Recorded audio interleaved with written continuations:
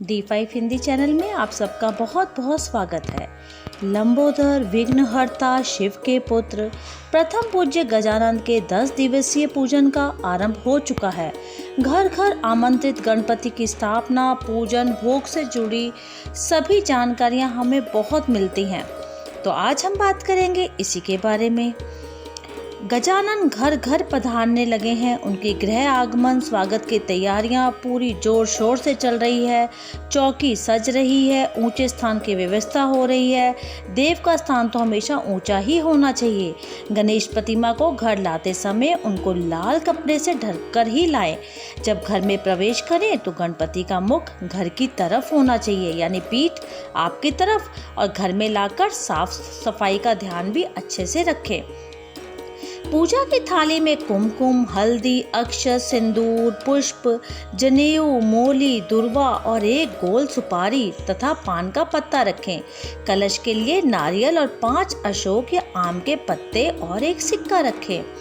शुभ मुहूर्त में चौकी पर थोड़े से पीले चावल, गेहूं रखकर सूती सफेद कपड़ा बिछाएं। फिर इसके ऊपर लाल और पीले वस्त्र बिछाते हुए गणपति के लिए आसन तैयार करें।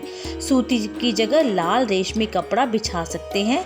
देवी प्रतिमा को वहां पर स्थापित करें। प्रतिमा का चेहरा घर के दरवाजे की तरफ हो और उस तरफ जहां से भक्त आते हैं उनके दर्शन अच्छे से कर सकें।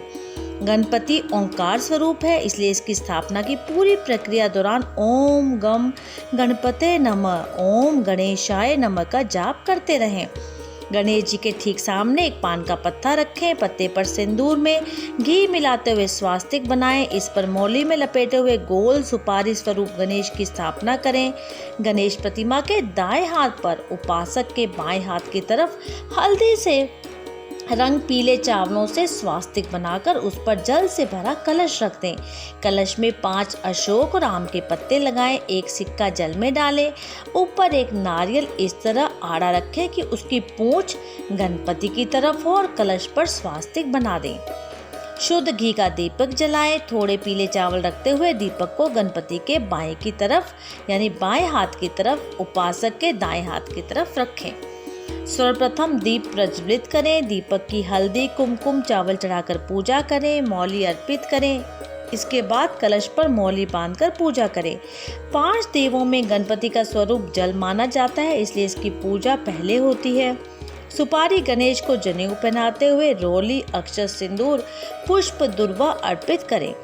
गणपति जी को लाल पुष्प अर्पित किया जाता है। सफेद पुष्प बिल्कुल भी ना चढ़ाएं। इसी तरह से ये भी ध्यान रखें कि भोग में केवल गोल वस्तुएं ही गणपति को चढ़ाएं। गणपति को नारियल गुड़ बहुत प्रिय है, उसका प्रसाद बनाएं। नारियल के टुकड़े पर गुड़ रखकर भोग लगा सकते हैं। बर्फी, खीर, हलवा आदि नैवेद्य में रख सकते हैं, लेकिन इसमें विशुद्ध मेवे डालें, सेक कर नहीं। संपूर्ण सृष्टि में प्रथम पूज्य भगवान श्री गणेश ज्ञान और बुद्धि के ऐसे देवता हैं जिनकी उपासना जीवन को शुभ लाभ की दिशा देती है।